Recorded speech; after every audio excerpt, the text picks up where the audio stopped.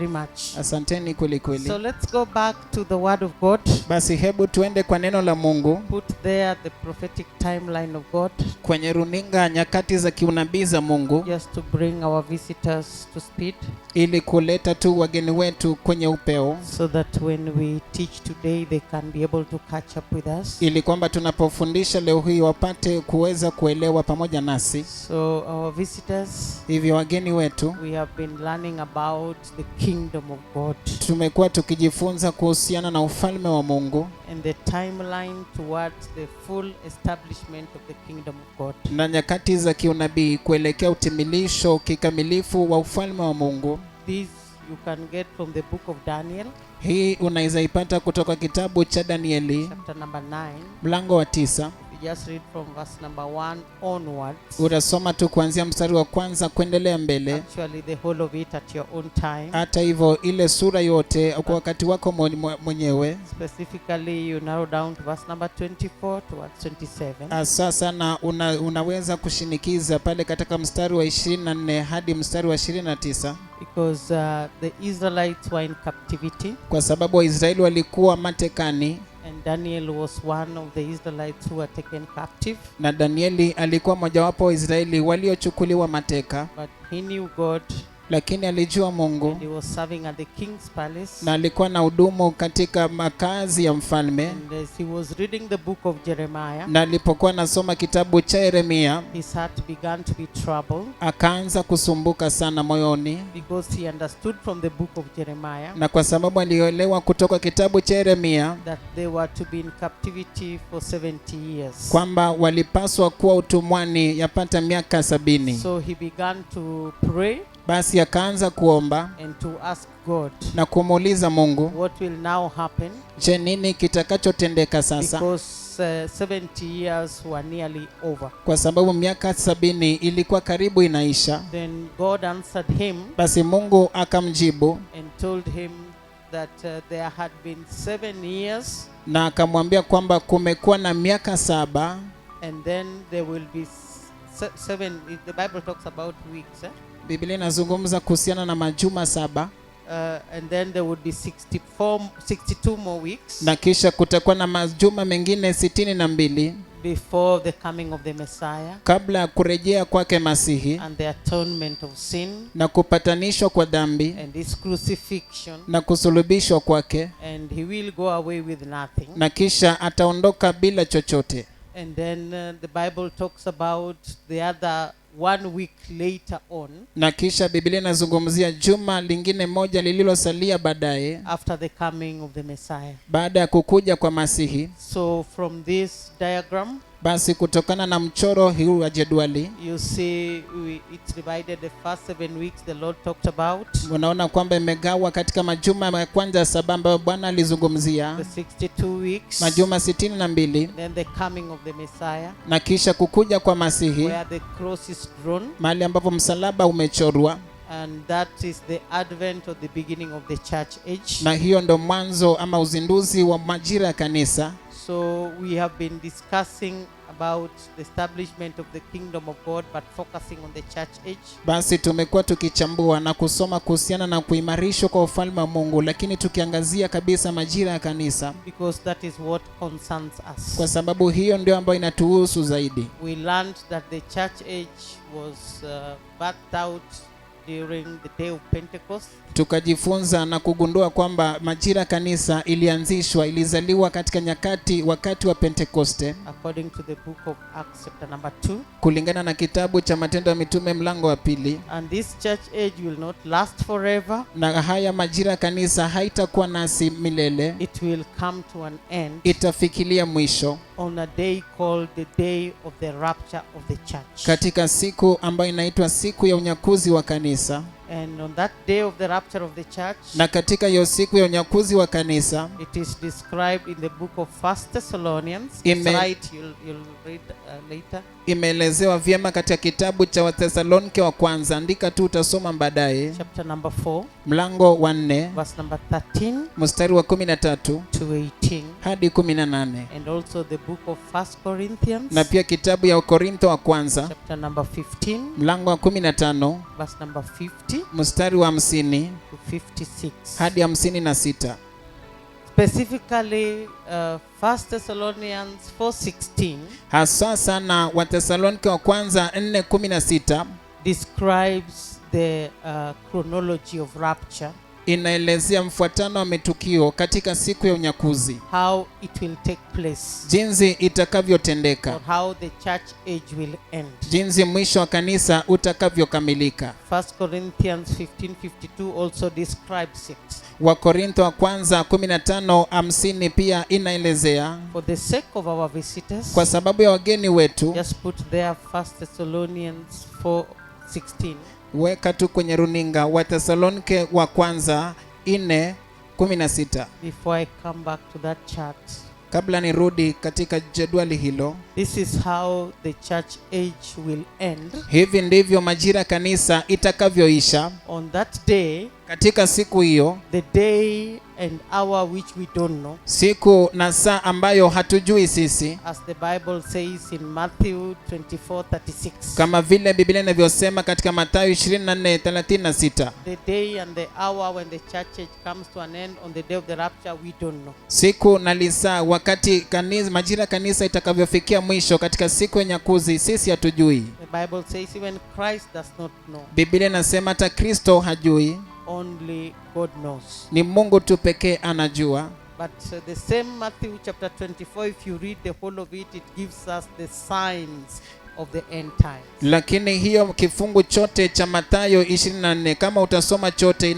inatupatia ishara za nyakati za mwisho, And all of them are happening in these days that we live in. na zote zinatendeka katika siku hizi ambamo tunaishi. But on that specific day of the rapture, Lakini katika hiyo siku wa saa ya unyakuzi, this is what will happen, hiki ndicho kitakachotendeka, that the Lord Jesus himself kwamba Bwana Yesu mwenyewe will come down from heaven. atashuka chini kutoka mbinguni. He will come down, but his feet will not step on earth. Atashuka chini kutoka mbinguni, lakini nyayo za miguu zake hazitakanyaga kwenye sakafu ya dunia. He will reach somewhere where the clouds are, where our eyes can see. Atafika tu mahali ambapo mawingu yaliko, mahali macho yetu yanaweza ona, And he will come down with a loud command. na atashuka chini na amri kubwa. We don't know the content of the words of the loud command, Hatujui vipengee vya maneno vya hivyo amri kubwa, but one thing we know, that those who are the Christians who are born again and have been preparing their lives by repenting and renouncing sin, lakini kila ambacho tunajua kwamba Wakristo ambao wameokoka vyema, wala ambao wamekuwa kitubu dhambi zao na kukataa na dhambi, those who are spirit filled, wala ambao wamejazwa Roho, we know they will hear that command. tunajua kwamba wataisikia hiyo amri. Just like Lazarus had the command when he was in the grave. Kama vile tu Lazaro alivyosikia hiyo amri alipokuwa ndani ya kaburi. When Jesus told him, Lazarus, come out. Wakati Yesu alimwambia Lazaro, toka nje, And he had the command and his body came out from the grave. na akasikia hiyo amri na mwili wake ukafufuka kutoka kwenye kaburi. So those who are born again and spirit filled will hear that command. Basi wale ambao wameokoka na umejazwa Roho watasikia hiyo amri. And then there will also be a voice of the archangel. Na kisha kutakuwa na sauti ya malaika mkuu. The archangel also will shout some words which we don't know. Malaika mkuu pia atapaza sauti maneno fulani ambayo ni fiche, hatuyajui. But the same Christians will hear. Lakini hayo Wakristo ambao wameokoka watayasikia. And there will be a loud trumpet call. Na kutakuwa na parapanda ambayo italia kwa sauti kubwa kabisa. Trumpet will be sounded. Tarumbeta zitapazwa. And the people will hear, these same people. Na watu hao watasikia. And then the dead in Christ, na kisha waliokufa wakimwamini Kristo, will rise fast. Enoch kunywa maji bana. Ongezeni Enoch maji hapa. Waliokufa wakimwamini Kristo watafufuka kwanza. The dead in Christ will rise first. Waliokufa wakimwamini Kristo watafufuka kwanza. Go to verse number 17. Twende katika mstari wa 17. And then after that, Kisha baada ya hiyo, the Christians Wakristo who are called the we church, ambao wanaitwa sisi kanisa, who will be found alive, ambao tutapatikana tukiwa hai, born again, wakiwa wameokoka, spirit filled, wamejazwa na Roho, waiting for the Messiah, wakimngojea Masihi, preparing their lives for the Messiah. wakiandaa maisha yao kwa ajili ya They Masihi. are the ones the Bible calls them the we who are still alive. Ni wao ambao Biblia inaita sisi, wale kanisa ambalo litakuwa bado hai, And are left, na will be watakaosalia caught up together with them in the clouds. wataungamanika pamoja nao kuwalaki kwenye mawingu, And that is what we are calling the rapture. na hiyo ndio ambayo tunaita unyakuzi. And they will meet the Lord in the air. Na watakutana na Bwana juu angani, And now the living Christians and the dead Christians who are resurrected and the living Christians who are raptured, na kisha Wakristo ambao watapatikana wakiwa hai, na kisha Wakristo ambao watakuwa wamekufa wakimwamini Kristo, ambao watanyakuliwa, they will be with the Lord forever. watakuwa pamoja na Bwana milele. From that day. Kutokea siku hiyo, So from that day of the rapture, basi kutokea hiyo siku ya unyakuzi, on earth there will be no church. duniani hapa hakutakuwa na kanisa tena, Because the true church will have been raptured, will have been taken. kwa sababu kanisa la kweli litakuwa limekwisha nyakuliwa, litakuwa limekwisha The chukuliwa. church that will be remaining Kanisa ambalo litakuwa linabaki will be the pretending church. litakuwa kanisa la kujifanya, Those who are going to church wale ambao wanaenda kanisani claiming to be born again and they were not born again. wakidai kwamba wameokoka na hawakuwa They wameokoka. were just calling Jesus Lord, Lord, Walikuwa naita tu Yesu Bwana Bwana, and they were not doing his will. na hawakuwa nafanya mapenzi yake. They were just believers, Walikuwa waumini tu, and they could sing, I believe in Jesus Christ, oh yes Lord, I believe he created heaven and earth, oh yes Lord, I believe. You know those who come from that background where we sang that song, who knows? nani anajua? Praise the Lord. They were But- just believers, Walikuwa tu waumini, but they did not receive Christ as Lord and Savior. lakini hawakumpokea Kristo kama Bwana na Mwokozi. So on that day of the rapture, from that day there will be no church on earth. Basi tangia kuanzia hiyo siku ya unyakuzi hakutakuwa na kanisa lolote duniani. That will mark the end of the church age. Hiyo itatia alama mwisho wa majira ya kanisa. Go back to the chart. So after the messianic age, the church age, Basi baada ya majira ya kanisa, then there will be the last week that was told to Daniel. basi kutakuwa na juma la mwisho ambalo aliambiwa Danieli. This week is actually 7 years, Hili juma hakika yake ni miaka 7, and it will be a time of tribulation. na itakuwa siku wakati wa dhiki. That will be the time when anybody who calls on the name of the Lord, they will be killed. Hiyo itakuwa siku majira ambayo yeyote ambaye atakayeliitia jina la Bwana atauawa. Those will be the days when the Antichrist will be reigning, Hiyo itakuwa siku majira ambayo mpinga Kristo atakuwa anatawala, and you will not buy or sell without the mark of the beast. na hawataweza kuuza wala kununua bila alama ya mpinga Kristo. We have not yet reached there in our teaching, so we will come to it.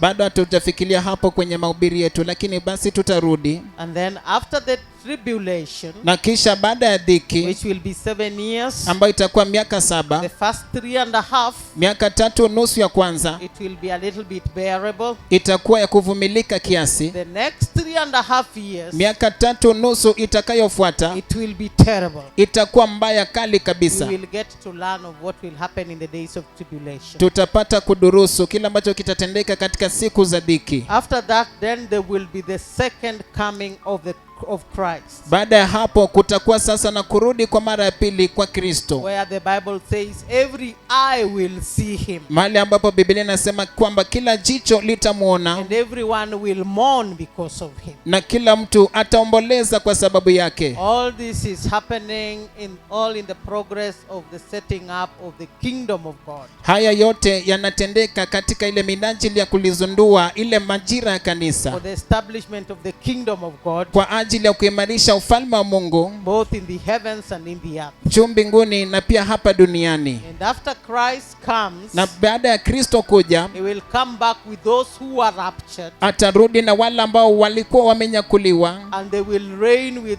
Christ for 1,000 years. nao watatawala pamoja na Kristo kwa miaka 1000. That is called the millennial reign. Hiyo inaitwa utawala wa miaka 1000. After the millennial reign, Baada ya millennial reign, there will be the great white throne of judgment, kutakuwa na kiti cha enzi kicheupe kikubwa cha hukumu, where now the final judgment will be done. mahali ambapo ile hukumu ya mwisho kabisa ya mwisho itatendeka. Everyone on earth, every human being that was ever created, that ever lived, Kila mwanadamu duniani ambaye aliwahi umbwa, aliwahi ishi, will appear before this throne, atajiwasilisha mbele ya kiti hiki and they will be judged. na watahukumiwa. After that, Baada ya hiyo, there will now be the eternal state, kutakuwa sasa na hali ya milele, where there will be the new heavens, mahali ambapo kutakuwa na mbingu the mpya, new earth, dunia mpya, the new Jerusalem. Yerusalemu mpya. At this point now, the devil is not anywhere near. Katika wakati huu, majira haya sasa, shetani hatakuwa popote The pale. devil will have been bound in hell. Ibilisi atakuwa amekwisha fungwa kule katika minyororo ya The jehanamu. book of Revelation says he will be bound in the abyss.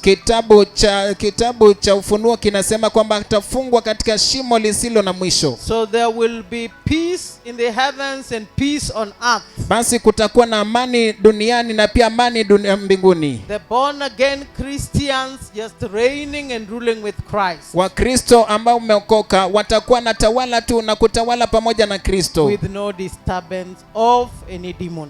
bila ya usumbufu wote na pepo yoyote. At this point, the kingdom of God will be fully established, Kwa wakati huu ufalme wa Mungu mbinguni utakuwa umekwisha imarishwa kikamilifu sasa, with godly people, na watu wa kiungu both in the heavens hapa duniani and na mbinguni on the earth. na pia hapa duniani. Praise the Lord. Bwana asifiwe. But our visitors, Lakini wageni wetu, our focus has been here, lengo letu limekuwa hapa, the rapture. unyakuzi. Because if we don't enter the rapture Kwa sababu ikiwa hatutaingia unyakuzi as Christians, kama Wakristo, then all these benefits here are useless. basi hizi faida zingine zote ambazo zinafuata hapo ni bure. We will not partake of the millennial rule. Hatutashiriki ile utawala wa miaka 1000. We will not partake of the eternal state. Hatutashiriki pia majira nyakati za kimilele. That the eternal state that says there will be no pain, there will be no crying,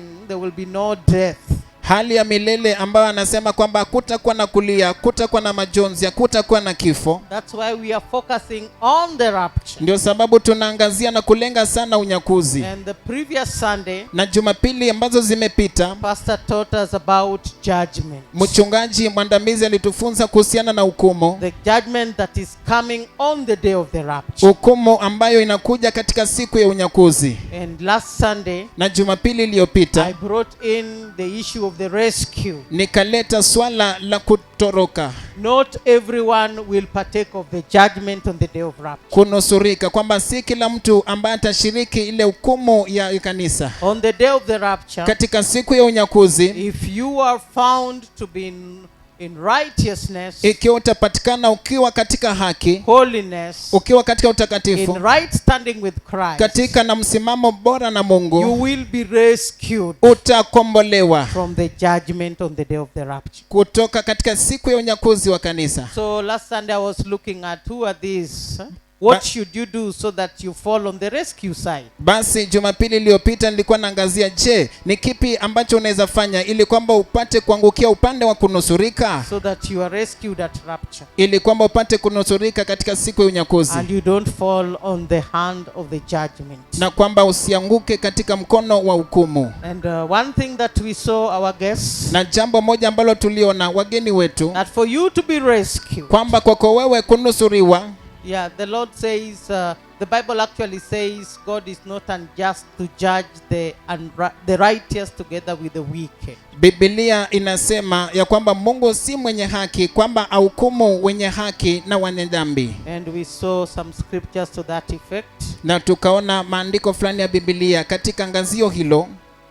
in the book of Genesis when God was going to rescue Lot. Katika kitabu cha Mwanzo wakati Mungu alipokuwa anaenda kumwokoa Lutu, And Abraham was left standing before the Lord. na Abrahamu akaachwa amesimama mbele za Bwana, And he told God, surely you are not unjust na akaambia Mungu ya kwamba wewe kwamba si mwenye haki to judge the righteous together with the wicked. kuhukumu wenye haki pamoja na wadhalimu. That's Genesis 18:22 to 25. Hiyo ni Mwanzo 18:22 hadi 25.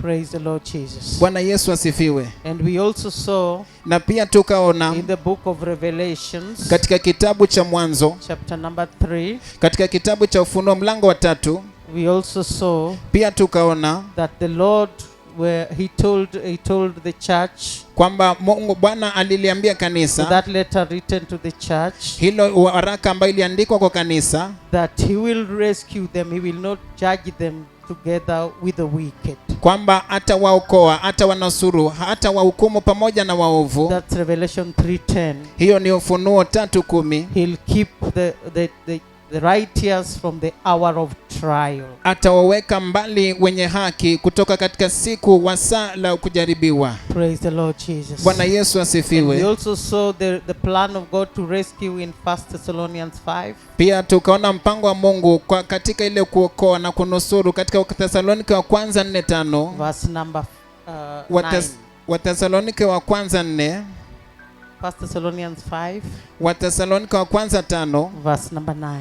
mstari wa 9. Those are scriptures I'm not reading again. Hizo ni fungu za Biblia ambazo sitasoma tena. Because God promised Ilikuwa ahadi ya Mungu that when he's coming to judge, kwamba anapokuja kuhukumu he will also come to rescue. atakuja pia kunusuru. We saw Tuliona in the days of Noah, katika siku za Nuhu when God judged the whole world wakati Mungu alihukumu ulimwengu wote and destroyed the whole world with water, na akaangamiza dunia yote na mafuriko, but he was able to rescue 8 people. lakini aliweza kunusuru watu 8, Noah and his household. Nuhu na jamaa wa familia We yake. also saw in Sodom and Gomorrah, Pia tukaona Sodoma na Gomora, when God came to destroy Sodom and Gomorrah, wakati Mungu alipokuja kuangamiza Sodoma na Gomora, he was able to rescue aliweza kuokoa Lot and his 2 daughters. Lutu na binti wake wawili. Lot's wife was also rescued, but in the process she looked back. Mkewe Lutu pia naye alinusuriwa, lakini kwa mchakato huo akaangalia nyuma. So she ended up being judged also. Hivyo basi akaishia kuhukumiwa naye pia. But Lot and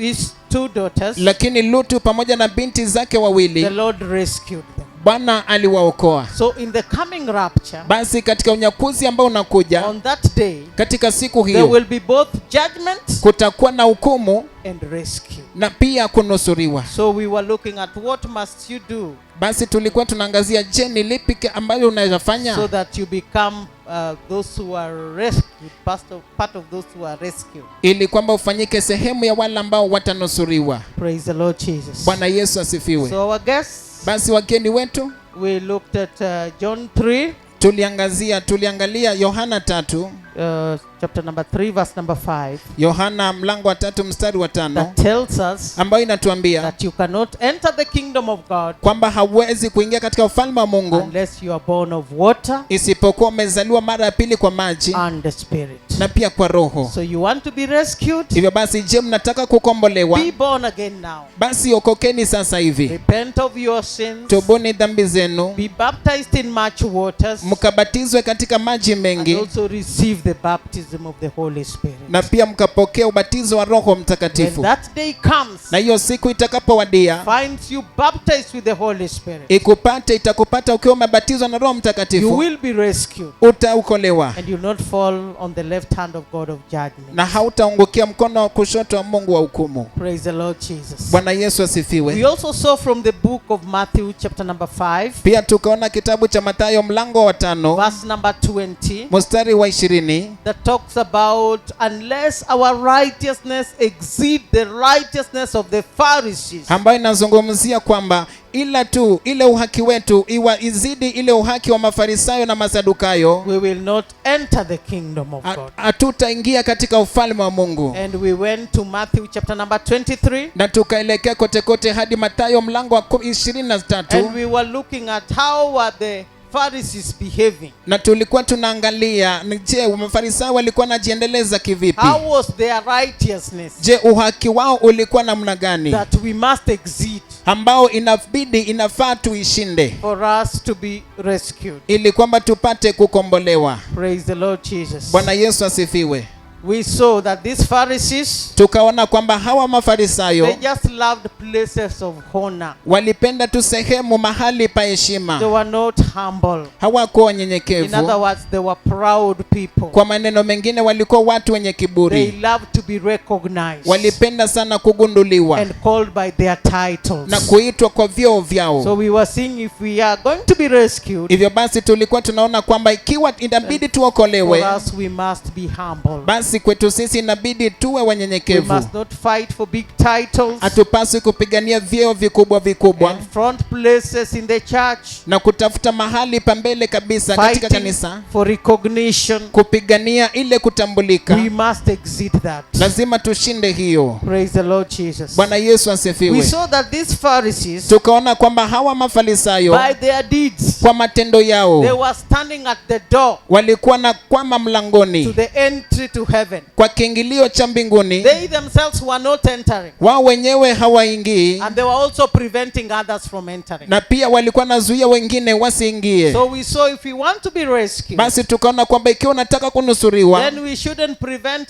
others from entering basi hatupaswi kuzuia wengine kuingia by our deeds. kwa matendo yetu. You know, sometimes the things you say, the things you do, Unajua wakati mwingine maneno ambayo unafanya, vitu ambavyo unasema, you discourage others unashusha wengine from moyo entering the kingdom of God. kutokea kuingia ufalme wa For Mungu. example, when you go out and tell them, don't go there. Kwa mfano ukienda kule kisha uambie kwamba msiende pale, Those people worship the prophet. hao watu wanaabudu manabii, Those people worship a snake. hao watu wanaabudu nyoka, Those people are pretenders. hao watu wanajifanya. You are not entering yourself, Wewe hauingii and mwenyewe, you are also discouraging others from entering. na tena unawashusha wengine na kuwazuia moyo kwamba wasiweze kuingia. Unless we exceed that, Ila tu tuweze kushinda hiyo, we will not be rescued. hatutaweza kunusuriwa. Praise the Lord Jesus. Bwana Yesu asifiwe. We also saw Pia tukaona that the Pharisees, kwamba Mafarisayo they led souls, they won souls, they went out and preached for people to be born again, to be saved.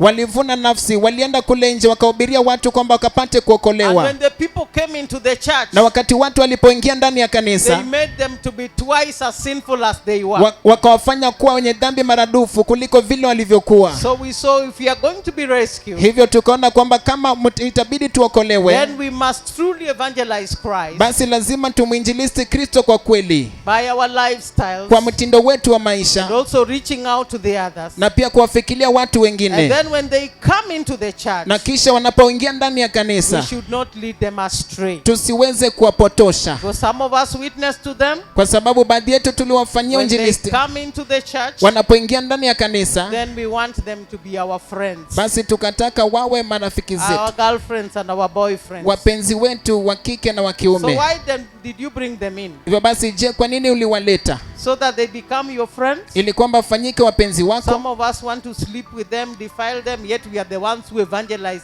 to them to come. Baadhi yetu tunataka tulale nao tuwanajisi, na ili ndizi ambao tuliwafanyia injilisti kwamba waje katika kanisa, And we lure them to other sinful ways. na tunapotosha na kuingiza katika njia zingine mbaya, bandia za dhambi. Bring them into the altar of the Lord. Tunawaleta katika madhabahu matakatifu ya Bwana, And then after that, you are the ones who want to show them how to bet. Let me show you how you can get money. Betting, I'll teach you. na kisha baada ya hapo wewe ndio ambao unawafunza kufanya betting. You teach them how to steal exams. Unawafundisha jinsi ya kuiba na kudanganya kwenye And you're mitihani. the one who evangelized to them and brought them into the house of the Lord. Na wewe ndio ambao uliwafanyia injilisti na ukaleta katika nyumba ya Bwana. You teach them evil ways. Unaanza kuwafundisha njia mbaya sasa, How to hack the university system. jinsi ya kushika na kuteka nyara ile muundo wote, kompyuta zote za chuo kikuu, So that your portal shows that you have paid full school fees when you have paid nothing. ili kwamba portal yako kama mwanafunzi onyeshe kwamba umelipa karo yote ya shule, na ili hali bado hujalipa chochote Our hata. righteousness must exceed those of the Pharisees Haki zetu lazima zipite zile za Mafarisayo if we want to be rescued. ikiwa tunataka tunusuriwe. So we evangelize with pure hearts, Hivyo basi tufanye injilisti na mioyo ni safi with clear intentions na dhamira ambazo ni to wazi, rescue them from eternal fire. kuwaokoa kutoka katika moto wa milele. Praise the Lord Jesus. Bwana Yesu asifiwe. We also saw Pia tukaona that these Pharisees, kwamba hawa they Mafarisayo rejected God's mercies. walikataa huruma za Mungu. They didn't want to show people God's mercies. They were strict on the laws, the do's and don'ts.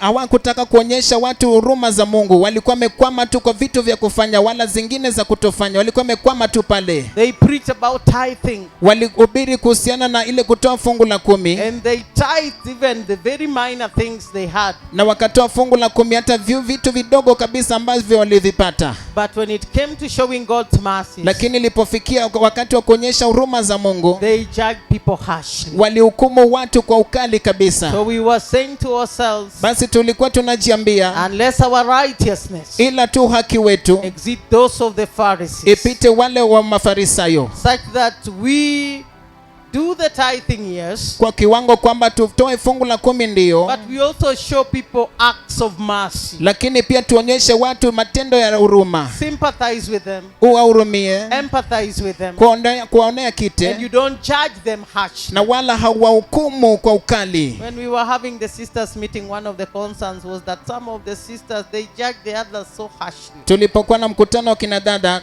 ile angazio ilikuwa kwamba baadhi ya kina dada wanawahukumu wengine kwa ukali kabisa. Those who don't put on long coats like them.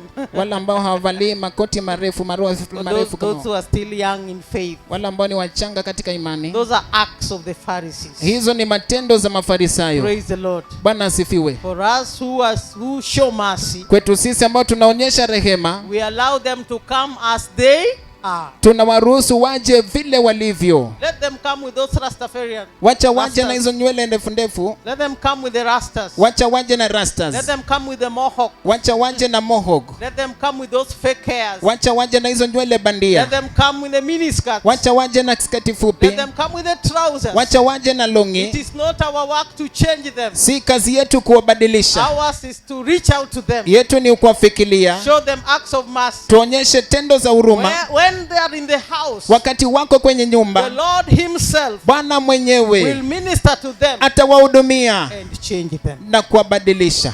Our acts must exceed those of the Pharisees. Hivyo matendo yetu lazima ikawapite wale Mafarisayo. Ushers, mko hapo na maji? Mashemanzi, je, mko hapo na maji? Fanyeni hivyo hivyo. Wanaanza kuchora map ya Kenya hapa, wanataka kuuza Kenya. I don't know, they want to sell Kenya to Ethiopia, Sijui. to Sudan. Wameanza, ninawaona. So walk around with the water. Hivyo basi mashemanzi, tembeni na maji. Praise the Lord Jesus. Bwana Yesu asifiwe. We also saw, Pia tukaona, I'm doing a recap, then I continue. I'm about to finish. ninaleta tu rejeleo kisha nitaendelea, niko karibu kumaliza. No, we did not reach here. I want us to reach here today. Let's go to verse number 25. Hebu tuende katika Matthew 23. Mathayo 23 mstari wa 25. Let's go to 25 to 7. Hebu tuende mstari wa 25 hadi 27. Yes.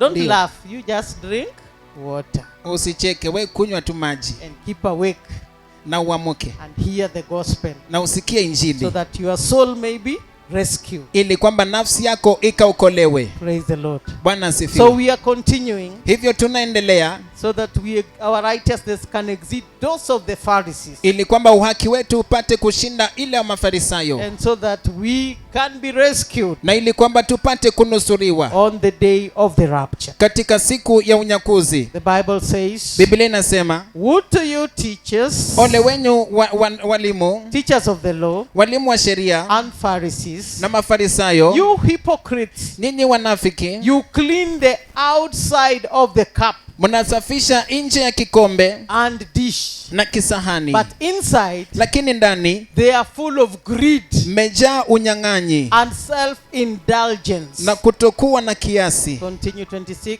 Tuendelea hadi 26. Blind Pharisee, Enyi Mafarisayo vipofu, first clean the inside of the cup safisheni kwanza ndani ya kikombe and dish, na kisahani, and then the outside also ndipo nje pia will be clean. patakuwa pasafi. And 27. na 27, Woe to you, teachers of the law ole wenu walimu wa sheria and Pharisees, na Mafarisayo, you hypocrites! ninyi wanafiki, You are like whitewashed tombs, mnafanana na makaburi yaliyopakwa chokaa, which look beautiful on the outside, ambayo yanapendeza kwa nje, but on the inside lakini ndani are full of dead men's bones yamejaa mifupa ya wafu and everything unclean. na kila aina ya uchafu. Praise the Lord Jesus. Bwana Yesu asifiwe. Unless our righteousness Ila tu uhaki wetu exceed the cleaning of the outside. ushinde ile kuoshwa kwa nje. Praise the Lord Jesus. Bwana Yesu asifiwe. If I tell our sisters to stand here, my God, they are beautiful.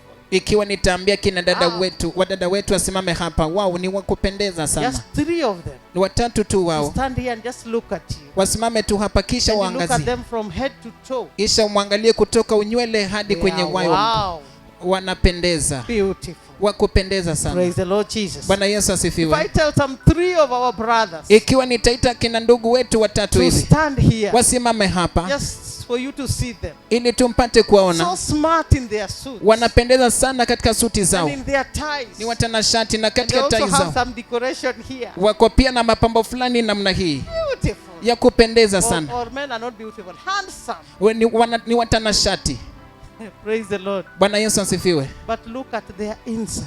Lakini tazama ndani yao. Is it as beautiful as you are on the outside? Je, ni rembo kama vile ulivyo nje? Because unless our righteousness exceed this, Kwa sababu ila tu uhaki wetu ushinde hii, we shall not be rescued. hatutaokolewa. God wants us to be clean both inside and outside. Mungu anataka tuwe wasafi nje na ndani. That is why when they come, we have evangelized to them and they come. Na ndio sababu tunapofanyia injilisti kisha waje, We are not in a hurry to change their outside. hatuko katika uharaka wa kubadilisha umbo lao la nje. Praise the Lord. Bwana We asifiwe. no longer tie them with laces at the door. Hatuwafungi siku hizi na maleso kwenye lango la kiingilio And scarf. Na- Unaingia tu hivi scarf kwa kichwa chako pa. na Kuja na kitambaa. piece pa.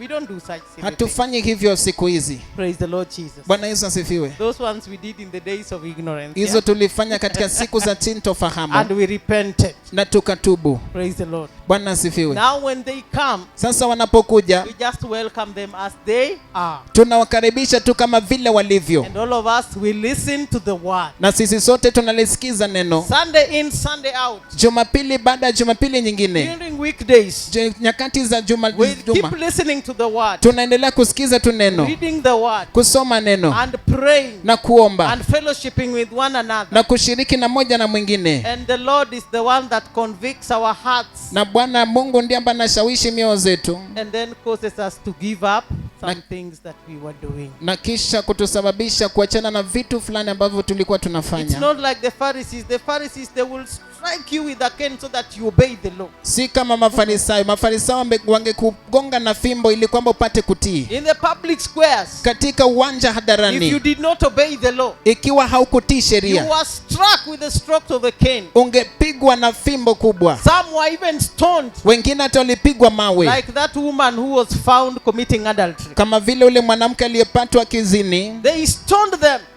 walimpiga mawe. That is no longer our role. Hiyo si wajibu wetu The tena. Pharisees did that, Mafarisayo walifanya but hivyo, not us. lakini sio As sisi. we bring them, Sisi tunawaleta, it is not our work to judge them. si kazi yetu kwa It is hukumu, not our work to condemn them. si kazi yetu kwa It hukumu, is our work to share the word of God. ni kazi yetu kushiriki neno la Let Mungu, the word of God convict them na kisha neno la Mungu linawashawishi and change them. na kuwabadilisha. We share with them the word of God Tunashiriki nao neno la and we Mungu pray with them. na tunaomba pamoja Let nao, the Holy Spirit na kisha Roho Mtakatifu convict them anawashawishi and change them. na kuwabadilisha.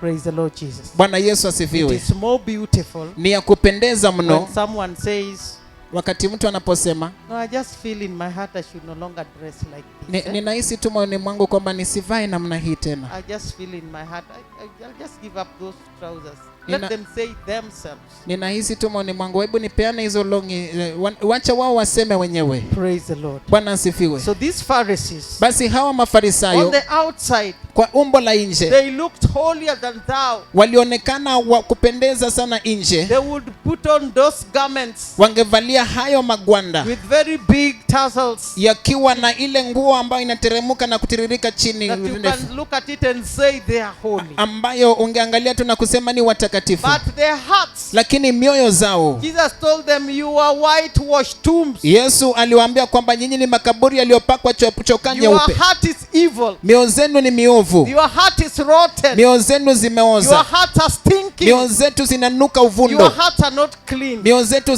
zenu si misafi, Like you are clean on the outside. kama vile mlivyo wasafi katika umbo la nje. Praise the Lord Jesus. Bwana Yesu asifiwe. That is why Hiyo ndio sababu when they complained to Jesus, wakati wanalipomlalamikia these Yesu, Pharisees, when they complained to Jesus, hawa Mafarisayo wanapomlalamikia that the Yesu disciples na wanafunzi, were eating with hands that were not washed. kwamba wanafunzi wa Yesu walikuwa nakula na mikono ambayo haijaoshwa. In the book of Matthew chapter number 15, Katika kitabu cha Mathayo mlango wa 15, when they complained to Jesus, wakati walipomlalamikia Yesu, Jesus told them in verse number 18, Yesu akawaambia katika mstari wa 18, he told them, you people, you are dull. aliwaambia kwamba nyinyi watu ni vipofu. Can't you see Je, hamwezi that ona if somebody eats with hands that are not washed, kwamba mtu akikula na mikono ambayo haijaoshwa, that goes into the stomach huo uchafu unaenda ndani ya tumbo and is removed out of the body? na unaondolewa kutoka kwenye mwili. Praise the Lord. Bwana asifiwe. But he told them, Lakini akawaambia, Matthew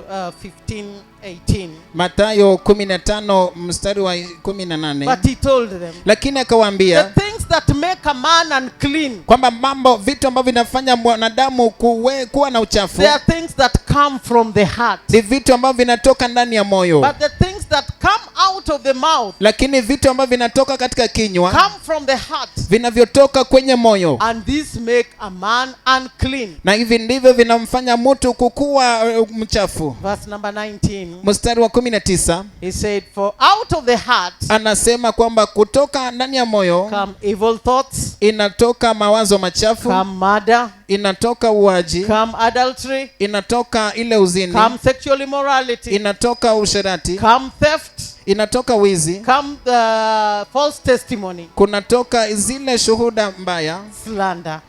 ile masengenyo. And these are the things that make a man unclean. Na haya ndio mambo ambayo yanamfanya mwanadamu kukuwa mchafu. Praise the Lord Jesus. Bwana Yesu asifiwe. So Hivyo we should take into consideration tunapaswa kuweka kwenye zingatio the cleanliness of the heart, ile usafi wa moyo, the inside, ile ndani, without ignoring the cleanliness of the outside. bila kupuuzilia ile usafi pia wa umbo la nje. The beauty of the heart. Urembo wa moyo, The Bible says a quiet and a humble spirit for the women. Biblia inasema kwamba ni ile roho ambayo ni tulivu na nyenyekevu kwa wanawake, Like what Sarah had. kama vile kile Sara A yalikuwa humble nacho, and quiet spirit. ile roho nyenyekevu na tulivu Beautiful from the heart. ya kupendeza, rembo sana kutoka ndani ya moyo, Circumcision not of the outside. ile tohara ambayo si ya nje For tu, our brothers, kwa ndugu those zetu of us who rush for circumcision, wale ambao wanapazwa tohara and now they think now they are grown ups, they are men. na sasa wanafikiria kwamba ni wazee, sasa wamekuwa vizuri. The Bible talks about circumcision of the heart, Biblia inazungumzia kuhusiana na tohara ya moyo, so that you are a man from the heart, ili kwamba ukwe mwanaume kutoka ndani ya moyo, not from the outside. si kutoka katika nje, Because the Pharisees valued the outside kwa sababu wa Mafarisayo walidhamini sana umbo la nje and they ignored the inside. na wakapuuzilia umbo la So ndani. unless our righteousness exceeds them, Hivyo basi, ila tu haki wetu uwashinde, we shall not escape. hatutaweza kuepuka. Praise the Lord Jesus. Bwana Yesu asifiwe. Unless we become like the salt of the world. Ila tu tuweze kufanyika kama chumvi ya ulimwengu. You know, the Pharisees, they lost their saltiness. Unajua, Mafarisayo walipoteza uchumvi wao. When you claim to be born again and you do evil the society does not really give you consideration. Wakati unapodai kwamba umeokoka na unafanya mambo maovu, dhambi, basi ile jumuiya hata haikuzingatii. Even in your class, they will not respect you. Hata darasani ambako unasoma hawatakuheshimu. But when they see your deeds Lakini wanapoona matendo yako are of righteousness, ni ya haki, and then they see outside also you present yourself in a honorable way, na kisha waone pia kwa nje pia unajiwasilisha katika njia ya heshima, you will be worth like being the salt of that class. utakuwa wa kustahili kukuwa kama chumvi ya hilo darasa. Just like Jesus told us in Matthew 5:13, Kama vile Yesu alivyotuambia katika Mathayo 5:13 that we are the salt of the world. kwamba ni sisi chumvi ya dunia. If the salt loses its tastiness, Ikiwa chumvi itapoteza ladha yake ya chumvi, it's worth being thrown out basi inastahili kutupwa and being trampled on. na kukanyagiwa miguuni na wanadamu. So if you lead a hypocritical life, Basi ikiwa utaishi maisha ya kinafiki, you are like a salt that has lost its taste, wewe ni kama chumvi ambayo imepoteza ladha yake ya that chumvi, has lost its worth. ambayo imepoteza udhamana wake. You will not demand honor or respect from the society. Hautataka ile heshima kutoka kwenye jumuiya, And on the day of rescue, na katika siku ya kuepuka you will not be rescued. You hautaokolewa. are a hypocrite. Wewe ni You mnafiki, are a pretender. wewe ni wa In the kujifanya. house of the Lord, Katika nyumba ya there Bwana is nowhere you are going. hakuna mahali ambapo unaenda. Praise the Lord Jesus. Bwana Yesu asifiwe. So today, let's leave the Pharisees. Let's move on. Hivyo basi leo hebu tuachane na Mafarisayo, wacha tusonge mbele sasa. Let's move on. Wacha tusonge We mbele. have seen you must be properly born again Tumekwisha ona kwamba lazima uzaliwe upya mara ya pili if vizuri, you want to be rescued. ikiwa unataka kuokolewa. You must be in right standing with God. Lazima uwe msimamo dhabiti mzuri pamoja na And Mungu, your righteousness must exceed those of the Pharisees. na uhaki wako pia lazima uwazidi ile ya Mafarisayo. And now we are saying you must do the will of God. You want to be rescued? Na sasa tunasema kwamba lazima ufanye mapenzi ya Mungu. Je, unataka kuokolewa? That's our third point. I know there are many points. I don't know where we are. There are many. Kama hoja yetu ya tatu, najua kuna alama mingi kabisa, sijui tatu You tuko wapi. want to be rescued? Je, unataka kuokolewa? Do the will of God. Basi fanya mapenzi ya Mungu. Matthew 7:21. Mathayo mlango wa 7 mstari wa 21. Do the will of God. Fanya mapenzi ya Mungu. 7:21.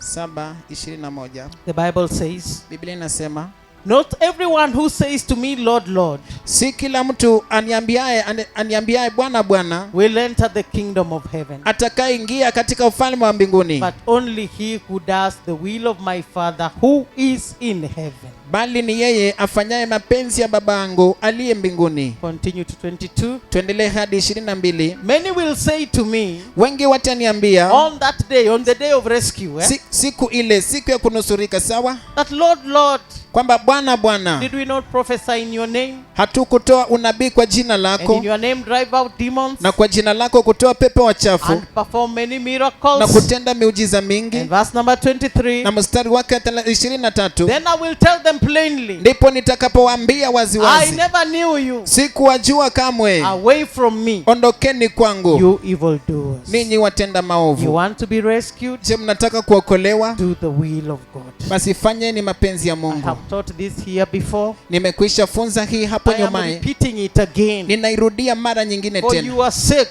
kwa ajili yenu and the sake of those who are new. na kwa ajili ya wale ambao ni wageni. You want to be rescued? Je, mnataka kuokolewa? Don't just live here Usi- anyhowly. Usiishi tu hapa ovyo ovyo, That, oh, me, I'm a student. kwamba mimi ni mwanafunzi, I'm taking education arts. mimi ninafanya kozi ya ualimu ya And arts, you are living a purposeless life. na unaishi maisha yasiyo na kusudi, A life that you don't know where you are coming from and where you are heading. maisha holela holela, ambapo hujui mahali unakotoka wala mahali You uendako. just know you are taking your units. Unajua kwamba unachukua somo You zako, do your cuts. unafanya mijanabu, And the degree ni arambe. na kisha degree ni ya You watu don't jumla. even do your cuts. Hata uwezi You go and take your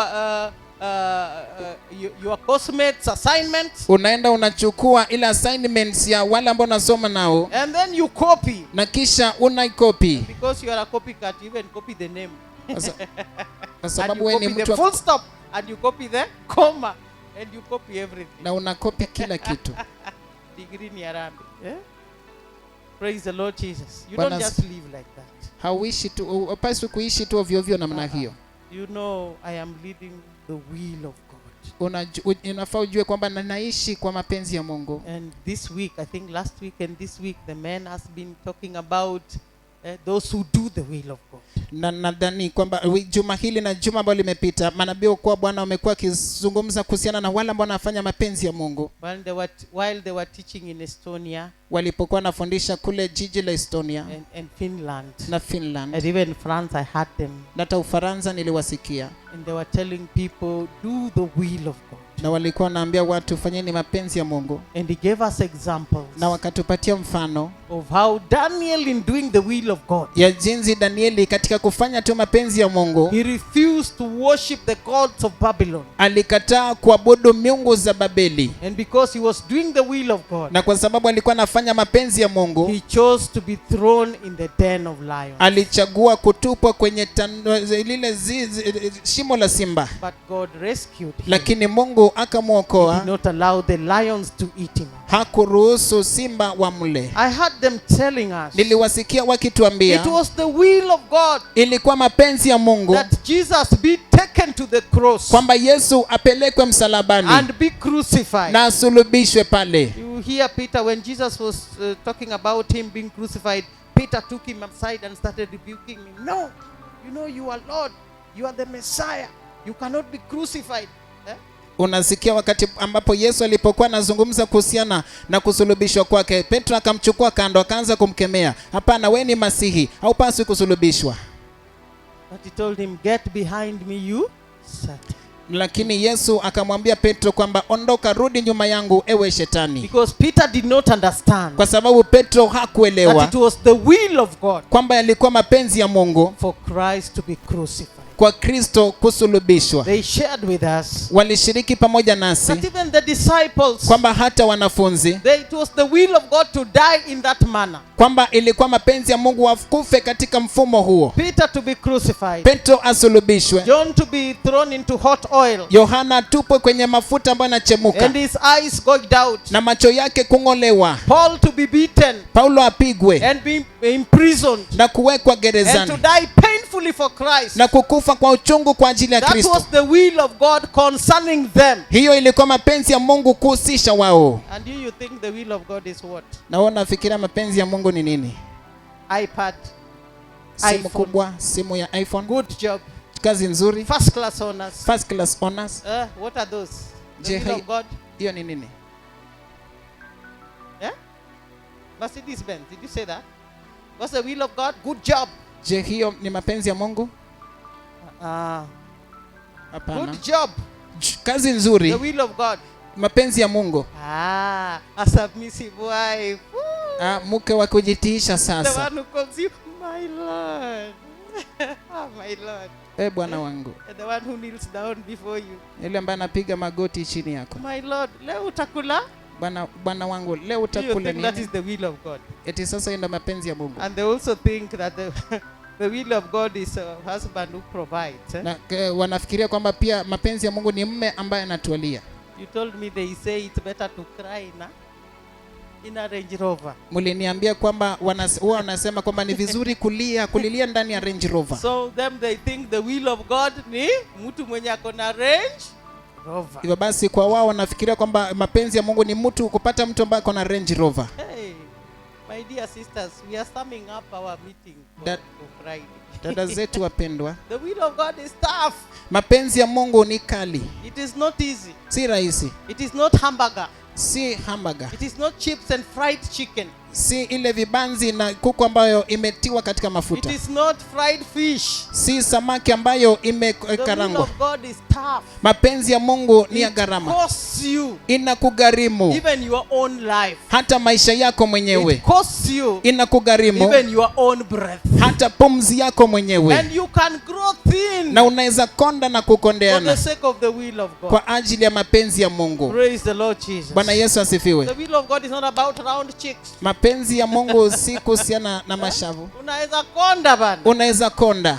Until people say, what's wrong with you? Don't you have food? Can't you eat? hadi watu wakuulize, je, nini mbaya na wewe? Hauna chakula? Je, si ukule? You people don't know the will of God. Ninyi watu hamjui mapenzi ya The will Mungu. of God is not about hearing good and feeling good. Mapenzi ya Mungu si kuhisi vizuri na kuishi vizuri. The will of God is about sacrificing. Mapenzi ya Mungu ni kuhusiana na kujitolea. Praise the Lord Jesus. Bwana Yesu It's asifiwe. about suffering like Christ did. Ni kuhusiana na kuteseka kama vile Yesu alivyoteseka. Because the Bible says we only become heirs of God if we also suffer like Christ did.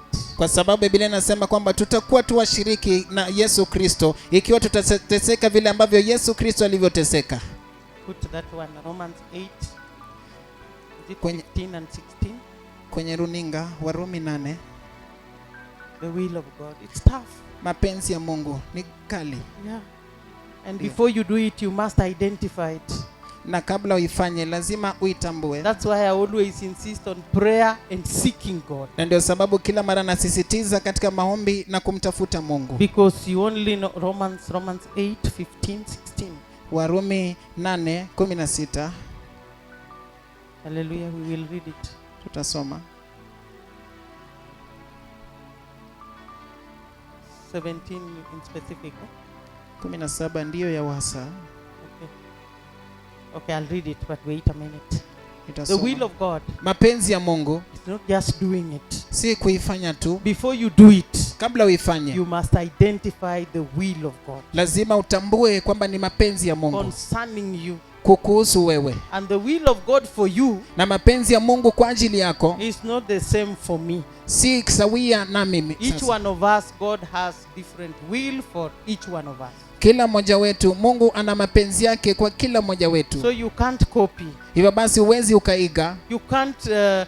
You can't demand that the Lord treats you the way he has treated the other person. Huwezi ukaamrisha na kudai kwamba Mungu akushughulikie kama vile alivyoshughulikia mtu mwingine. Until we sing, Hadi tukaimba, Spirit of the Lord is in my heart. I will sing like David sang. Jaribu. When the Spirit of the Lord is in my heart, I will dance like David danced. Jaribu tuone. Praise Jesus. Bwana asifiwe. They say, I will pray like Jesus prayed. I will pray. Oh, jaribu. You can't Jaribu. even pray overnight. Where's Huwezi omba What's hata the will usiku of kucha. God for you? I- It's not like the other person did. Si kama vile mtu mwingine ule alivyofanya. Praise the Lord Jesus. Bwana Yesu It asifiwe. says, Anasema now if we are children, hivyo kama sisi ni wana, then we are heirs, basi sisi ni washirika, heirs of God, washirike pamoja and na Mungu co-heirs with Christ. na waridi pamoja na Kristo. If indeed we share in his sufferings, Ikiwa kwa kweli tunashiriki katika kupata mateso pamoja naye, in order that we may also share in his glory. ili kwamba pia tupate kushiriki katika utukufu We wake. share in his glory at rapture. Tunashiriki katika utukufu wake katika siku ya We unyakuzi. share in his glory in the eternal state. Tunashiriki utukufu wake katika hali ya milele. Praise the Lord Jesus. Bwana Yesu asifiwe. We are co-heirs with him Sisi ni waridio pamoja if naye we share in his suffering. ikiwa tutashiriki katika mateso yake, But before the glory lakini kabla ya is utukufu the suffering. kuna So mateso. most of us like the glory with Christ. Basi wengi wetu tunapenda utukufu pamoja na Kristo, But we don't like the suffering with Christ. lakini hatupendi kuteseka pamoja na Kristo. What is the will of God concerning you? Je, mapenzi ya Mungu kuhusiana nawe ni yapi? Praise the Lord Jesus. Bwana Yesu asifiwe. I always give you my testimony. Kila mara nawapatieni ushuhuda wangu. Some of you are taking it wrongly. Wengine wenyu mnaichukulia kwa njia ambayo si sahihi. By the way, I've suffered. Hata hivyo nimeteseka For the sake of the gospel. kwa ajili ya Injili. For the sake of the gospel, I have suffered. Kwa ajili ya Injili nimeteseka. I'm even widowed because of the gospel. Hata mimi nikawa mjane kwa sababu ya Injili. I've had to raise my children alone because of the gospel. Ikabidi niwakuze watoto wangu peke yangu kwa sababu ya Injili. When I was widowed and I was still young and people were selling to me remarriage, the Bible allows you to remarry. And the other day I was remembering what the Lord told me. Na wakati ambapo nilifanyika tu mjane kwa mara ya kwanza, watu walikuwa wananisomea vifungu vya Biblia kwamba kama uko mjane mchanga inafaa uoe, uolewe. The Bible allows you to be married again. Biblia inakuruhusu kuoleka tena. And I remember one of those days when I was seeking the Lord whether to remarry or not. I remember one of the things the Lord told me, I can't mix the seed. You can't mix. Hivyo basi nilipokuwa ninakumbuka, ninaweka katika mawazo kama nitaoleka tena ama hapana, kisha Bwana akanikumbusha kwamba uwezi ukachanganya mbegu. Praise the Lord Jesus. You know the meaning of that? Je, mnajua maana hiyo? Nimezaa na huyu amekufa, nimepata huyu tena nimezaa na yeye, so niko na watoto 5, baba tofauti. How?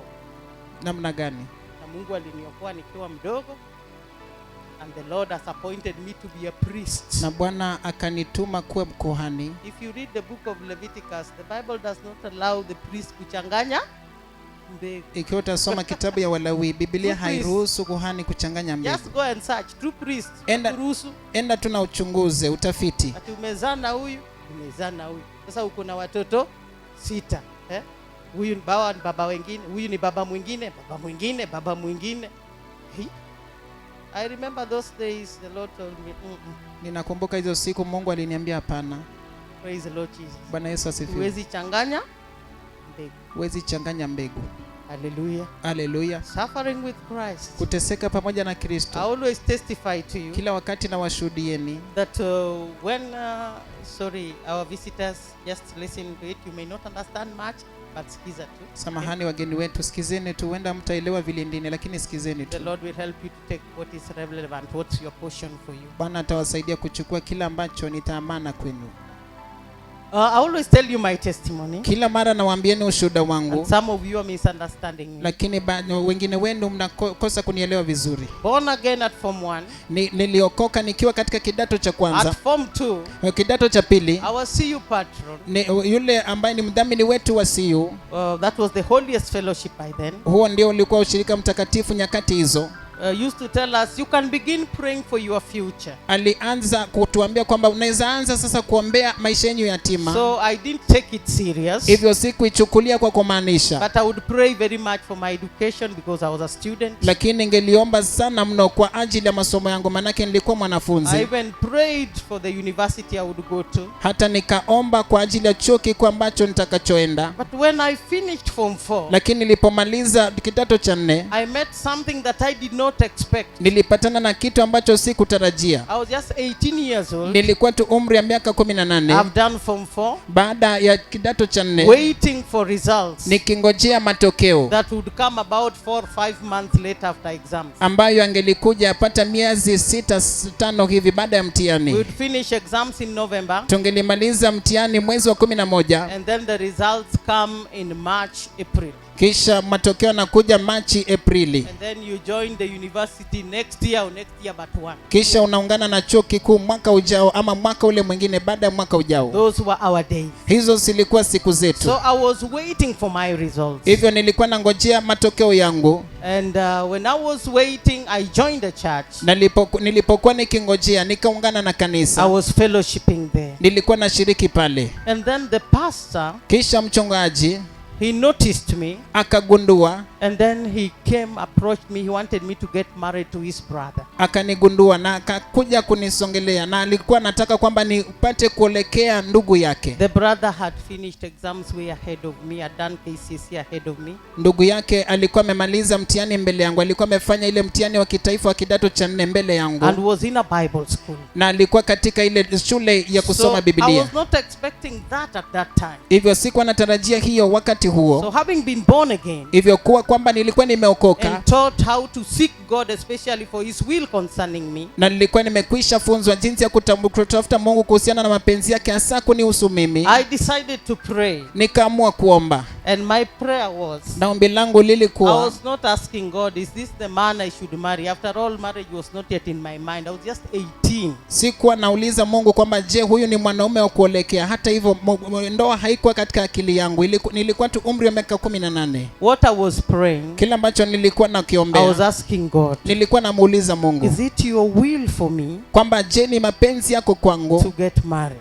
kuoleka or to serve you as a celibate? ama kukutumikia bila ndoa? That is what I was asking. Hiyo ndiyo ambayo nilikuwa nauliza Mungu. And I asked for some time. Na nikauliza kwa wakati The fulani, pastor was putting pressure. na mchungaji alikuwa anaweka msukumo. His brother was trying to get close. Ndugu yake alikuwa anajaribu kukaribia And sana, I was cautious. lakini nilikuwa na macho. And at one time I told them, no, even if it's God's will, I have to go to college and finish. Hivyo basi ni wakati mmoja ikabidi niwaambie kwamba hapana, hata kama ni mapenzi ya Mungu itabidi niende kwenye taasisi nisome nimalize. But one of those days God answered me. Lakini mojawapo hizo siku Mungu akanijibu. When he brought to me the picture of the man who would marry me. Aliponiletea picha ya mtu ambaye atanioa. And me dressed in the wedding gown. Na mimi nikiwa nimevalia katika lile vazi la harusi. It's a face I had not seen. Ni uso ambao sikuiona hapo nyumaye. And I met that face 6 years later. Na nilikutana na huo uso yapata miaka 6 baadaye. And married a year after that. Na tukaoana mwaka baada ya hiyo. It took 7 years for the fulfillment of the wedding that I saw to take place. Hivyo ilichukua miaka 7 kwa ajili ya utimilisho wa harusi ambao ilikuwa itendeke.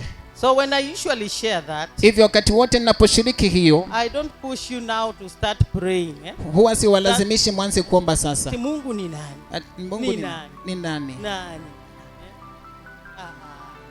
Hapana. I never share that to push you to start praying. No. Huwa sishiriki hiyo ili kwamba kuwapatia msukumo mpate kuanza kuomba. Hapana. I love one of the sisters here. Ninapenda mmoja wake wa kina dada hapa. She finished. Alimaliza.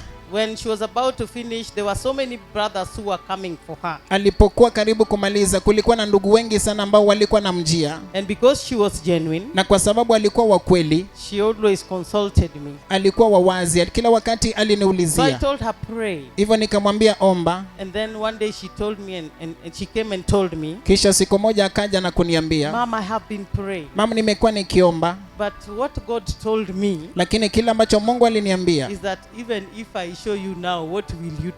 Kwamba hata kama nitakuonyesha sasa hivi utafanya nini basi? I told her that the Lord has answered you. Na nikamwambia lakini Mungu amekujibu. So stop praying. Hivyo basi wacha kuomba. It means it's none of the above. Inamaanisha kwamba si yoyote. Not any of the suitors who had come. I told her it means it's none of the above. Nikamwambia kwamba haiko miongoni mwake. And God does not show you now. Na kisha Mungu hata kuonyesha sasa. Because even if he shows you utadu. Kwa sababu hata akikuonyesha sasa utafanya nini?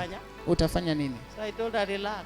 Nikamwambia tulia. Continue with your profession. Endelea na taaluma yako. When the right time comes, God will come. Wakati ya saa utakapowadia, Mungu atajibu. Praise the Lord. Bwana asifiwe. So don't misunderstand me. Hivyo msinielewe vibaya. I always don't mean that sasa you really go on your knees and you start. Sasa unaanza na wewe ni first year. Jameni. First year.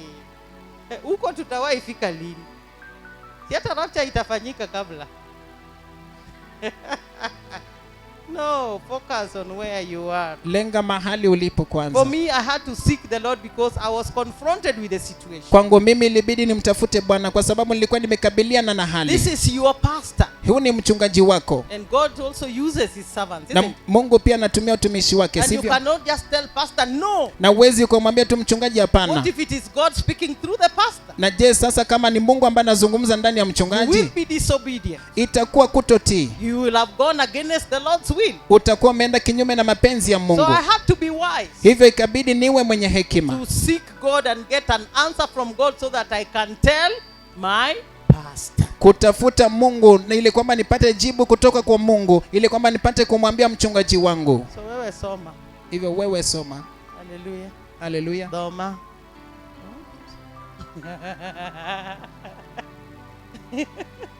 Soma, wachana na hiyo story. It's not time. What do you need for right now wenyewe? Sasa hata Mungu akikuambia sasa utafanya nayo? Do you need it to help you maneuver? I needed that answer to help me do what? Maneuver a step. Mimi nilitaka hilo jibu ili kwamba inisaidie kupenyeza. So don't go saying I'm also praying. Bishop also prayed. God showed her and answered her while she was just 18. Wachana, you are not me. Wewe ni wewe, mimi ni mimi. The way God will use for you to show you his will is not the way he used for me. Jinsi Mungu atakavyokutumia kukuonyesha mapenzi yake si kama vile ambavyo alivyonitumia kunionyesha mapenzi yake. Walk your own race. Tembea mwondoko wako mwenyewe. Carry your own cross. Beba msalaba wako mwenyewe. Walk your own race. Tembea masafa yako mwenyewe. Let's get back to Matthew 7:21. Hebu turudi katika Mathayo 7:21. Not everyone who calls me what? Lord. Si kila mtu aniitaye Bwana Bwana, but only those who do your will. lakini yeye afanyaye tu mapenzi yangu. From the time you get born again Kutokea wakati ambako uliokoka and receive the Holy Spirit, na ukapokea Roho Mtakatifu, don't just live aimlessly.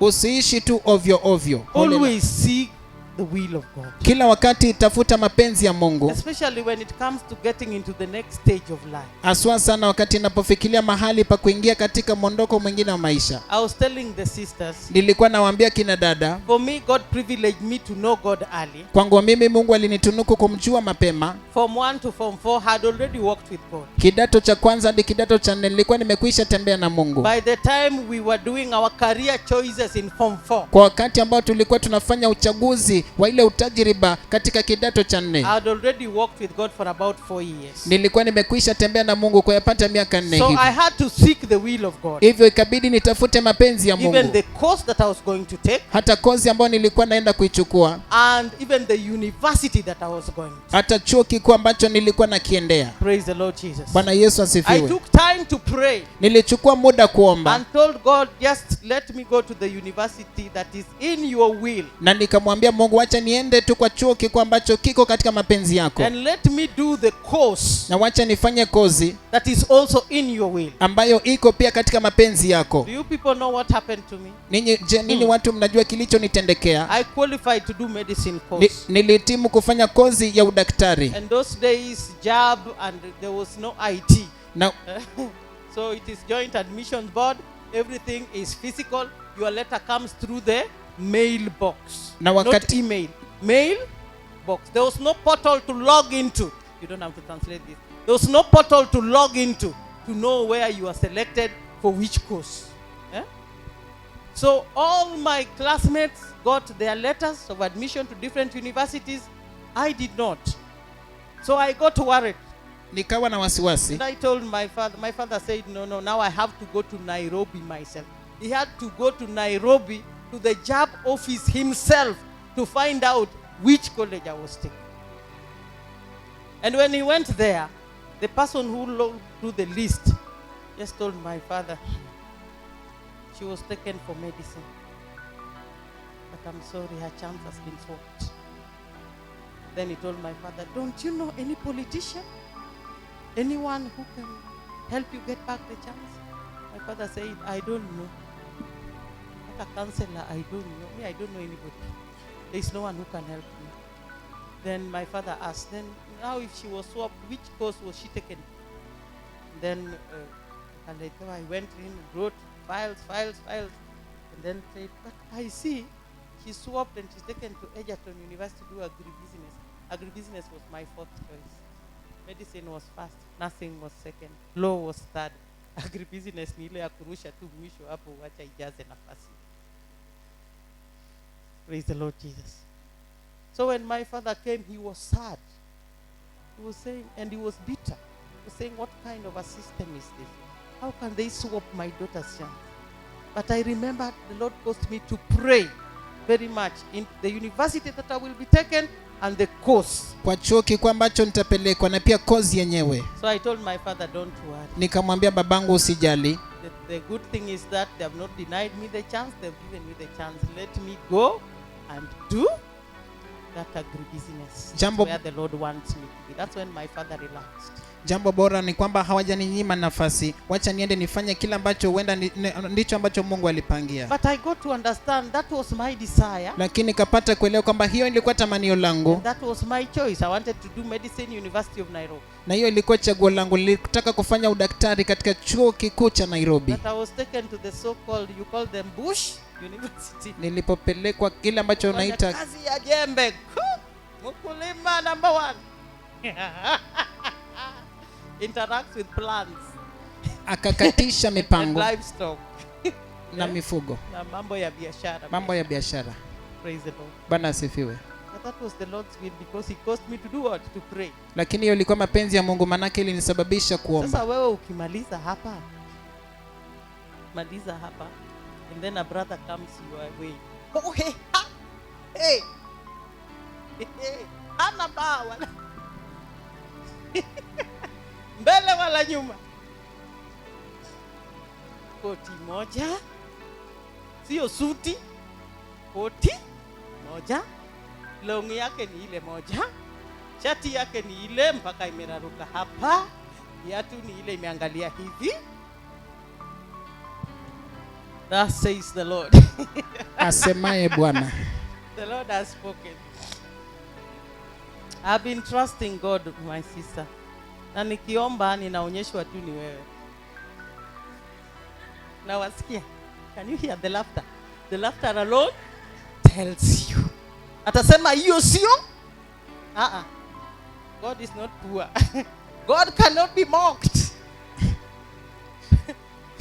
The man of God says, we are eternally incompatible. Eternally incompatible. Na sasa wewe, if the Lord says it's the one that mdomo yake imekaa sura ni kama ya wathok.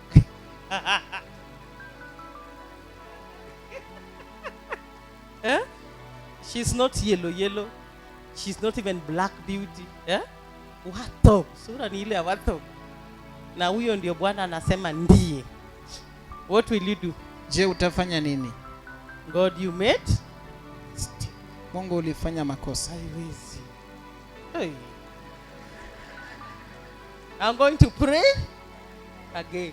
Ninaenda kuomba tena. Uzuri wa Mungu, when you go to pray again, Gideon tried. Trying to escape the will of God. Eh? Gideon tried. He went to pray. Asema, kama ni wewe kweli Mungu, naweka fleece. Then the Lord turns out, the fleece is wet, the ground is dry. Gideon is like, hiyo hizi kwa mapenzi yako. Hapana. Let me now do the other way around. Eh? Wacha nifanye hivi. Now that the fleece be dry, the ground wet. So he does the other way around. Still, God answered. Sin. Doing the will of God is not easy. Kufanya mapenzi ya Mungu si rahisi. Some of us be busy, born again, yes, but doing your own things. Baadhi yetu tumeokoka ndio, lakini unafanya mambo yenyu mwenyewe. Even when it comes to job placement. Hata inapojilia mahali pa kutumwa kwa ajili ya kazi. You just want to teach in the national schools. Nyinyi mnataka kufunza tu katika shule za kitaifa. In the cities. Kwenye miji na mijiji. The Lord is taking you to Nyalgunga. Mungu anakupeleka Nyalgunga. Masiro Katieno. Ile ya Ukambani inaitwa aje, the remotest part of Ukambani. Huko ndio Mungu anakupeleka. You are like, Mungu hapana. And the Lord wants to take you there to use you where?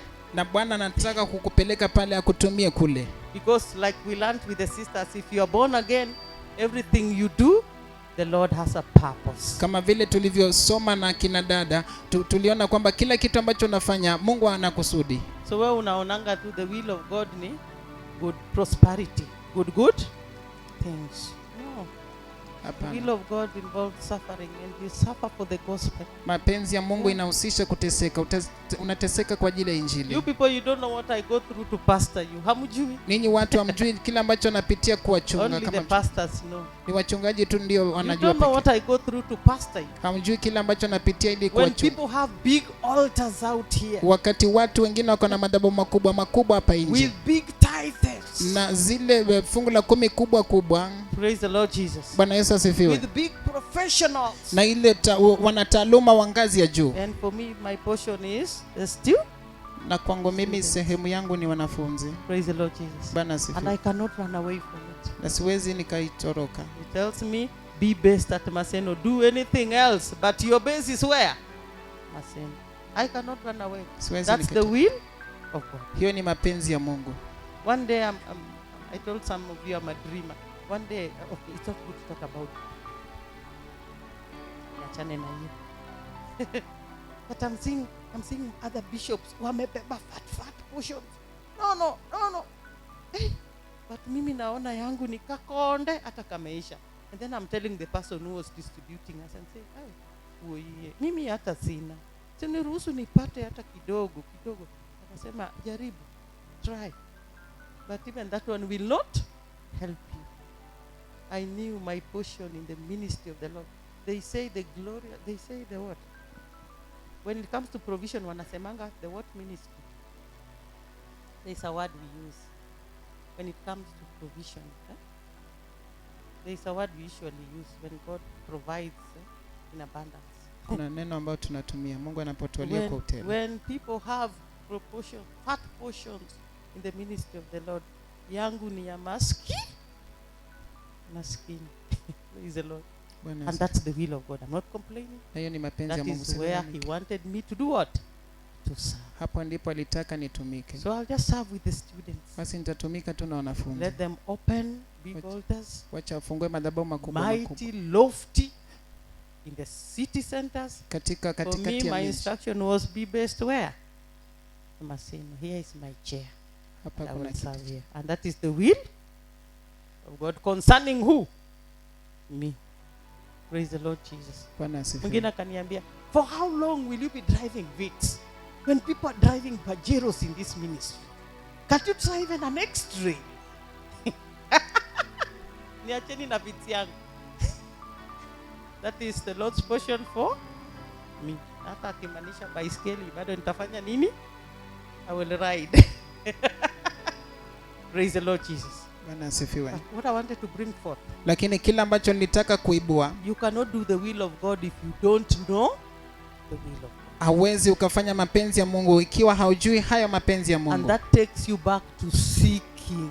Na hiyo inakurudisha kutafuta. Right now you are here. Sasa hivi uko hapa. You are doing your course. Unafanya kozi yako. When you are nearing to finish. Wakati unaelekea kumaliza. Start talking to God about what next. Anza kuongea na Mungu kuhusiana na lipi litakalofuata. After here, Lord. Baada ya hapa Bwana. Where do you want me to serve you? Je, unataka nikutumikie wapi? Where do you want to take me? Je, unataka kunipeleka wapi? Lead me in your will. Niongoze kwa mapenzi yako. Let me, as I go out. Ninapoenda nje. Let me go out and do your will. Wacha niende nje na nifanye mapenzi yako. Praise the Lord Jesus. Bwana Yesu asifiwe. Some of us just finish and on the day of graduation wanarushanga to those graduation what tuko juu.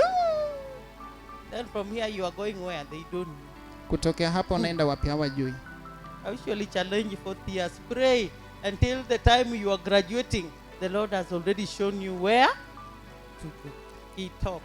The Lord speaks. Mungu huwa anaongea. He answers. Anajibu. That's why he opens deaf ears. Ndio sababu anafungua masikio ya viziwi. Loosens dumb tongues. Analegeza ndimi za bubu. Because he himself speaks. Kwa sababu yeye mwenyewe anaongea. He says, seek. Anasema tafuta. And you will find. Na mtapata. Praise the Lord Jesus. Bwana Yesu asifiwe. So when you seek the Lord. Basi unapomtafuta Mungu. Just don't leave. Usiache tu. Wewe uishi tu. Uishi tu. When you are about to finish this step, ask the Lord what next. Wakati uko karibu kumaliza hatua fulani ya maisha, uliza Mungu nini ambayo itafuata. If it's not clear, Lord, make it clear. I want to be within your will. Ikiwa si wazi, unaambia Bwana tafadhali iweke iwe wazi. Nataka kuwa katika mapenzi yako. The will of God, first of all, is for you to spend eternity with him. Never forget that. Mapenzi ya Mungu, kitu cha kwanza ni kwamba wewe ukae maisha ya milele pamoja naye. Usiwaisahau hiyo. He created you. Kwa sababu alikuumba. The reason why he saved you. Sababu ambayo alikuumba na kukuokoa. He made you to be part of the holy ministry of the Lord. Akakusababisha uwe sehemu ya kanisa takatifu. The end time ministry of the Lord. Huduma wa nyakati za mwisho. The revival ministry of the Lord. Ile huduma ya uvivio. Number one will of the Lord. Mapenzi ya kwanza ya Mungu is that you may be saved. Ni kwamba upate kuokolewa. That you may live eternally with him. Na kwamba upate kuishi milele pamoja naye. Everything you do. Basi kila kitu ambacho unafanya should always be guiding you where? To eternity. Whether it is a job, it is what? Eternity. Whether it's profession, yes, I'm doing the profession, but the ultimate goal is what? Eternity. That's why you cannot come and ask me a question like, can I marry from outside?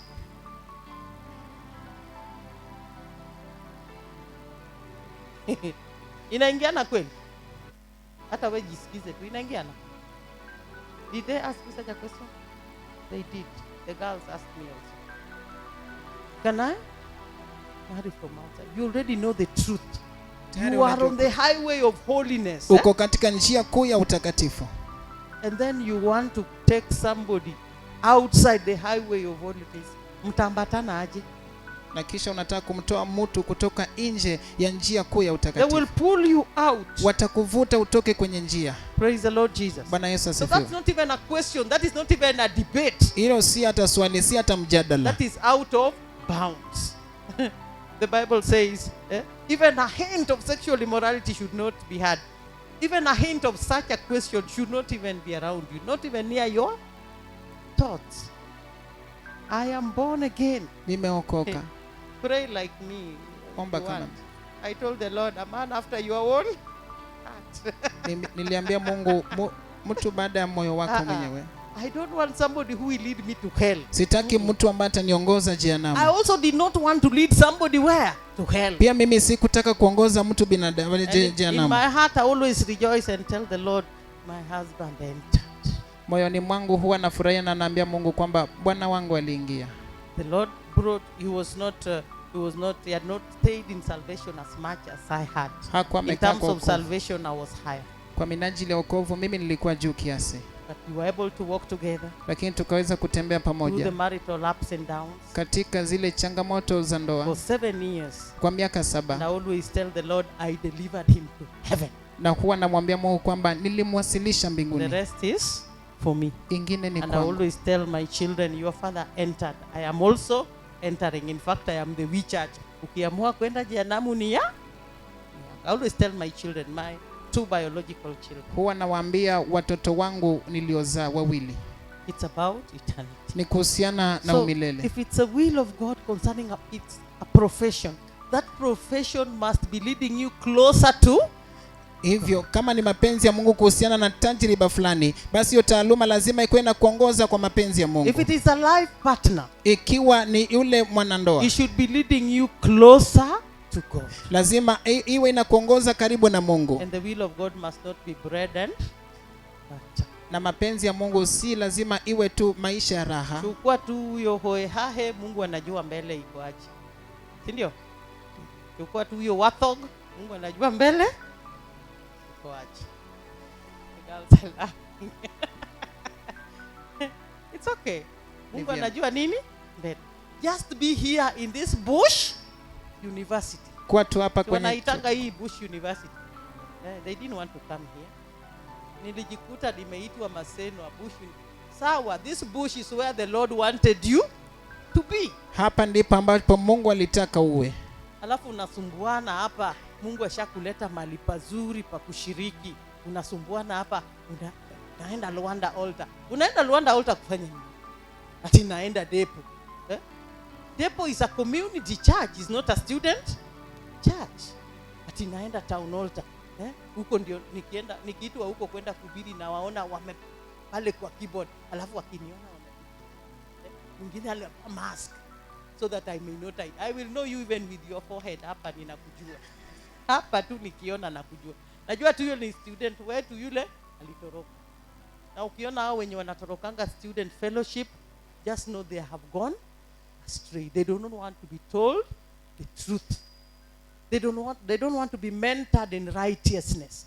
Wanasema mom is strict. Mom will not allow us to have girlfriends. And in the outside altar we are quoting. You go and quote there. Those who want to quote, I give you permission, go and quote.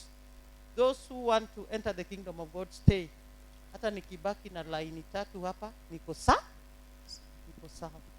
At least I'm sure I have people who are entering, because my business at Maseno was to make the students do what? Enter, help them, pastor them so that they enter. Wachunge ili Don't waingie. be mistaken. The will of God, Mapenzi ya Mungu. I may not even discuss much today. Wenda The will of nisijadili God. tale- mapenzi ya Mungu. I can even just discuss the will of God today na nimalize. Naweza jadili tu mapenzi ya Mungu leo kisha There is no nimalize. need of hurrying na mjapata hapa. Hakuna haja. Most of you go astray, especially after you come from here. Saa zingine ukiona nimeenda mfululizo unaacha tu. After you come from here, it pains me. somebody got saved here or came here when he was saved. That person was here for 4 solid years. Then I meet you 2 years afterwards. Nauliza siku hizi unaenda madhabahu gani? Haendangi. You even greet them, praise the Lord. They don't even look like the Lord himself. Hawakai. Sasa you want to praise the Lord with a demon. Mwingine, you know, one day I walked into a hospital. I was sick. So I went to seek the many of the doctors. So I'm there, it is my turn to be seen. Nimeingia. And me, I could not recognize her. She was there, fat lady. Amevaa skati inafika hapa. Hata akikaa hapo kwa desk yake ya daktari, mimi naona half of the thighs. I could not recognize her. And then mimi nikamwelezea what I was feeling, and then she prescribed, and then she said, praise the Lord. Then she said, are you still at Maseno? And I said, yes, I'm at Maseno. Like, who are you? And she said, I'm so and so. I used to come to the fellowship. Like, what? So the Lord helped you, you graduated. Mpaka we ni daktari. And you are treating me. And you left the Lord. And said, ukirudi uwasalimie. Sisi tuko tu, hata hapa tunasifu tu Bwana. Sasa unasifu Bwana. Unaweza fanya hata nichukue hizo madawa nirushe kwa choo. It pains. You people don't know. You have mentored somebody for 4 years. Instead of growing up, I expect to meet you. Know, I may not recognize you. When you are usually here, you are usually young. Very young faces, tender young faces. When you go out, you become big. Even your sizes become big. When they become mothers, I can't recognize them. Naona uso najua ni kama sijui. These ones also, when they become big, I can't recognize them. Naona kibaba na kitumbo, public opinion. we call this one public opinion. Naona kibaba kinono, public opinion. I'm like, hii uso najua sijui. So I'm tempted to greet you, praise the Lord. I'm like, I'm mistaking. So many times I just give them smiles. Who wanna smile? If you see me smile, it's like, naona nakujua, but I'm not very sure. Then when I get to know who you are, I'm learning this is somebody who was in the fellowship for 4 years, 3 years, 2 years, even 1 year is sufficient. Then I meet you outside there. You have totally gone astray. It pains. Narudi nalia. Nasema all that effort, especially those I worked with when I was alone. You know, there are days I was alone here. Pastor, the Lord brought Pastor later. We were with Mama, but she was still shy. Mama Lillian was still shy. She would even come to the sisters meeting, but she was still shy. I would give her chance to talk to you, but alikuwa nasema tu acha tu. So I'm the one who was here for the sisters fellowship. I was here for the brothers fellowship. I was here for the Keshas. Solely. Mtu mmoja. You toil like that. And then after you finish here, 6 years down the line, nakuta kimutu, yani you left the way. It pains. Praise the Lord Jesus. Sasa hata kama unanitibu, even if you are the surveyor, the town planner, you are helping me with papers of land, civil, what engineering, utanisaidia na nini? Eternity is lost. And that is what makes a pastor do what? Cry. Eternity is lost. It's all about what? Eternity. And they will say, Lord, Lord. Na watasema Bwana, Bwana. Where is the portion that says, did I not preach in your name? Je, sehemu ambayo inasema kwamba sikuhubiri kwa jina lako iko wapi? Many will say to me on that day, wengi wataniambia siku hiyo, Lord, Lord, Bwana, Bwana, did we not prophesy in your name? hatukutoa unabii kwa jina lako, and in your name drive out demons, na kwa jina lako tukatoa pepo wachafu, and perform many miracles, na kufanya miujiza mingi. They were busy in the house of the Lord serving, walikuwa na shughuli kabisa katika nyumba ya Bwana wakitumika, but not serving in the will of God. Lakini hawakuwa wanatumika kwa mapenzi ya Mungu. Time flies, eh? Praise the Lord. Bwana asifiwe. They were busy serving, walikuwa wanatumika kabisa, but not doing the will of God. Lakini hawakuwa wanafanya mapenzi ya Mungu. Imbaya my translator. Who told you to translate? Nani alikuweka hapo? Praise the Lord. Amen. Is it the Lord's will? Cheni mapenzi ya Don't answer me. Is it the Lord's will? Nani alikuweka hapo? Uzuri ni mimi na wewe tumesimama pamoja. Who told you to do that? Is it the Lord's will? Ama you pushed yourself through? Praise the Lord. Those are the people the Lord will tell, I don't know you. Let's read this other version. This other version of Luke. Luke 13. Tusome tafsiri nyingine ya Luka 13. Is it Luke 13? Let's see Luke 13, 23 to 28. Hebu tuone Luka 13, 23 hadi 28. Where the Lord was telling them, I don't know you, I don't even know where you come from. Bali Bwana alikuwa anawaambia kwamba siwajui hata sijui mtokako. Someone asked him, Lord, are only a few people going to be saved?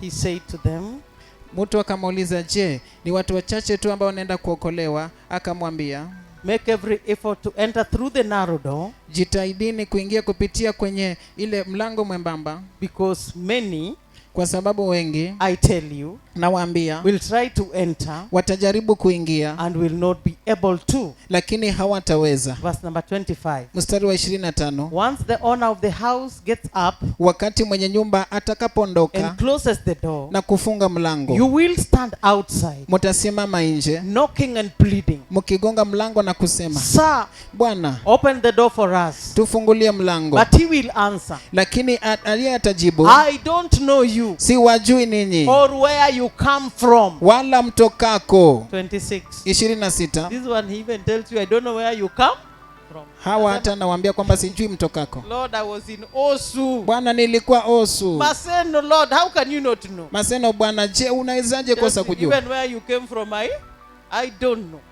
Anasema kwamba hata mahali unakotoka sikujui. Then you will say, kisha mtasema, we ate and drank with you, tulikula na kunywa pamoja nawe, and you taught in our streets. tena ulifundisha katika mitaa yetu. But he will reply, Lakini yeye atajibu, I don't know you, si wajui ninyi, or where you come from. wala mtokako. Away from me, Ondokeni kwangu, you evildoer. ninyi watenda maovu. Luke makes it worse. Luka inaifanya iwe ya vilindi sana. He just does not know you even where you come from. He doesn't know. Hakujui tu hata mahali ambako unatoka. You did not do his will. Haukufanya You mapenzi yake. did your own things Ulifanya vitu vyako mwenyewe while you were here on earth. ulipokuwa hapa You duniani. chose your own course. Ulichagua kosi yako You did mwenyewe. your own occupation. Ulifanya kazi yako mwenyewe. While you were there, Ulipokuwa pale, you were not even serving the Lord. haukuwa unatumikia Bwana.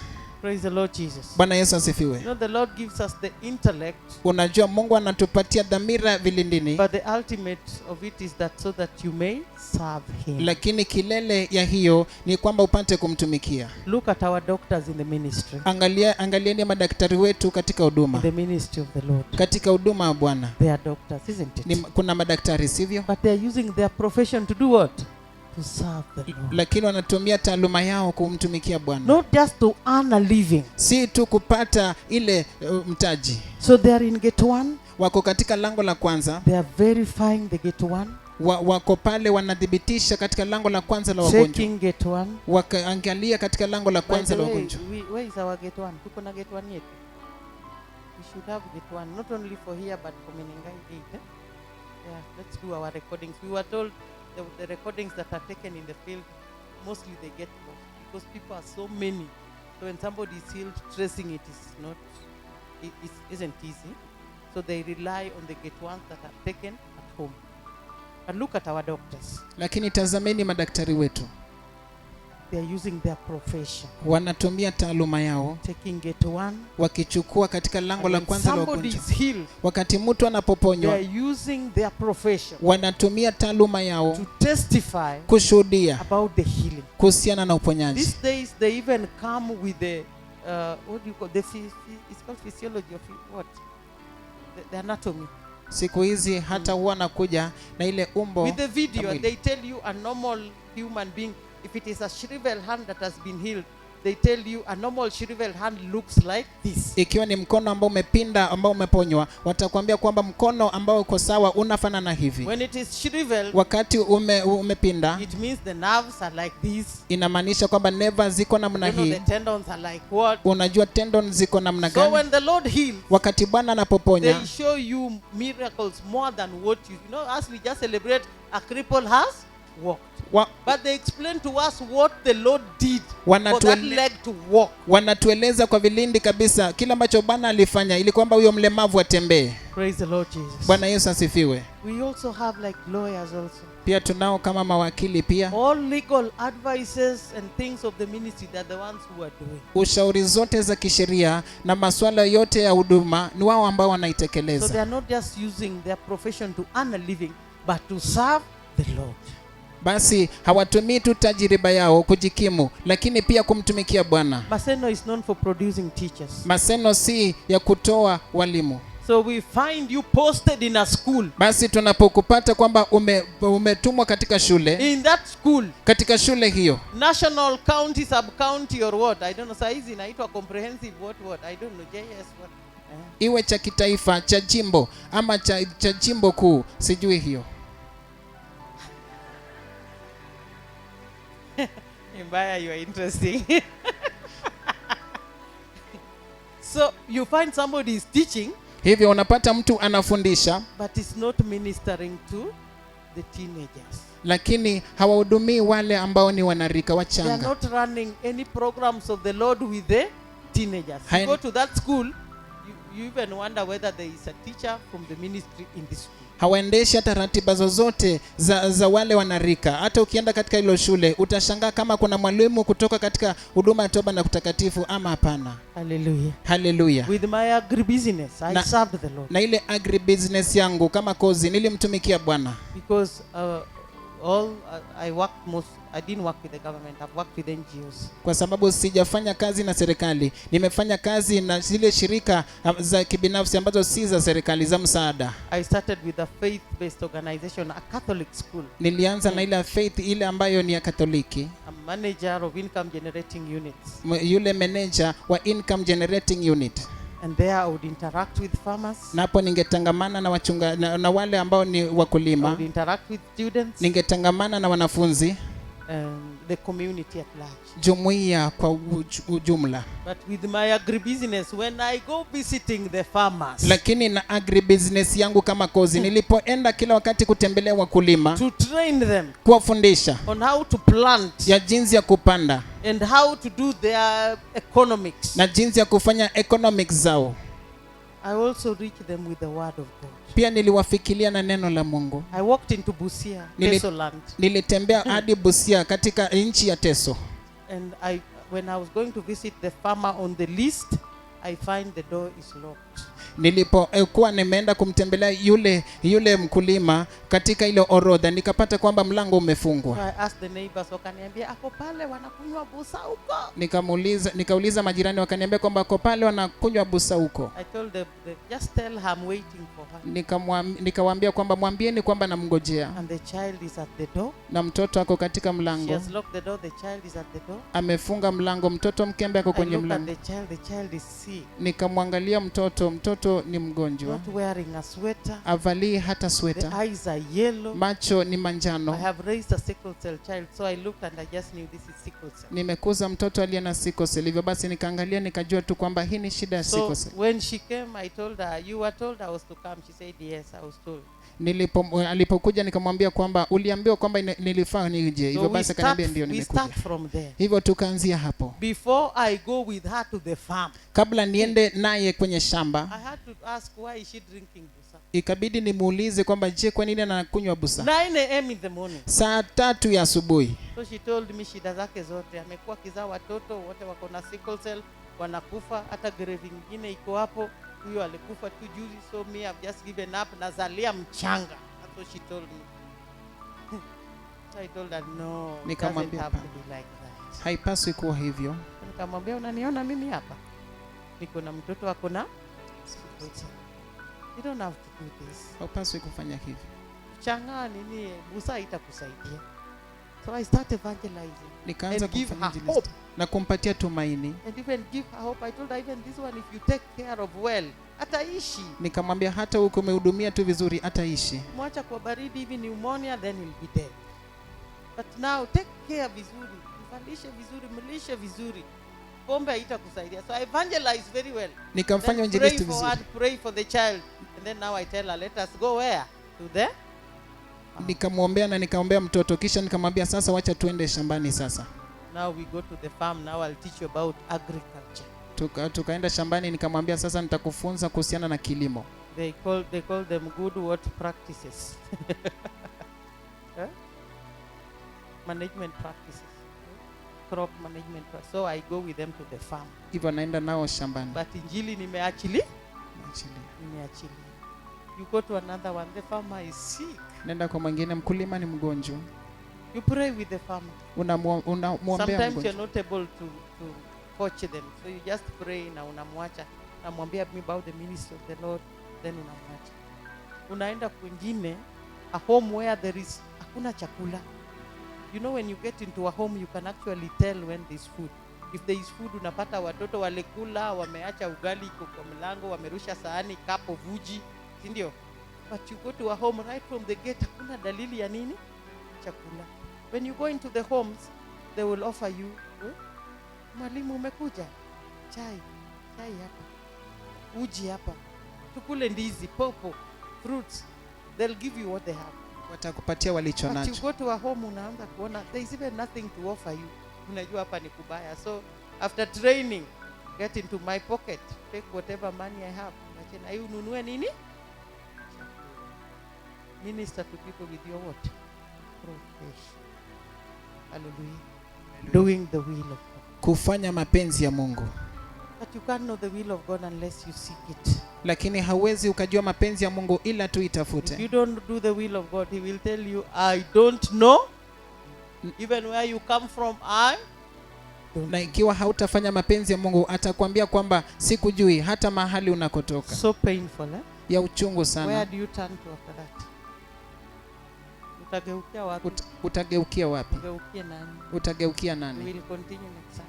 Tutaendelea Jumapili ijayo. Praise the Lord. Bwana asifiwe. Yeah, utageukia nani?